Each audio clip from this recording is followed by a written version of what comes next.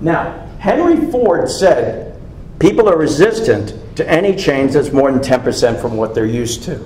And boy, did I learn that.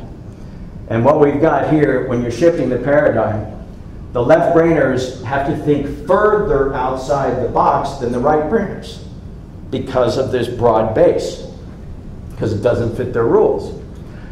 So when the shift hits the fans of the friction paradigm, it's truly unbelievable. It is unbelievable. Because we have this paradigm that we have all these rules set up for, and here's what happens. Look at this. Dave Villwalk crashed close to 200 miles an hour in this boat, and he lost 2 fingers.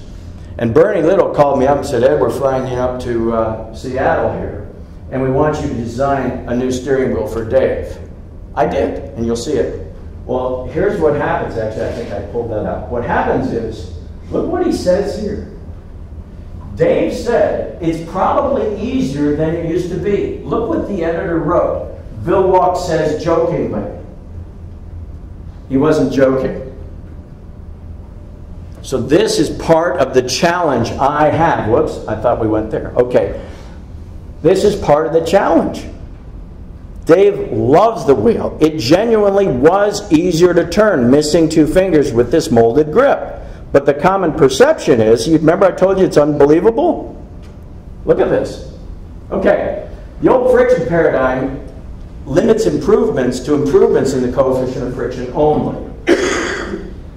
So now the new paradigm opens up sensory input. We talked about that, the bandwidth, torque, but more importantly, and here it is, it's user interactive.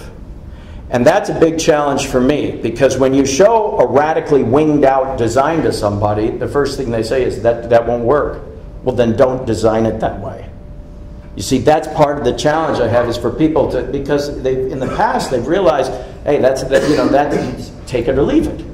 Not so when you have end user moldability.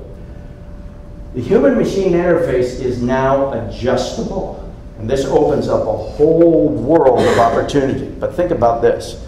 I'm taking a previously fixed parameter and making it a variable. How do you think the race teams like that? Not very much, right? Especially when it's dealing with the finicky driver. So I've come up with this little saying, I think, therefore personified. It's clearly a thinking man's script.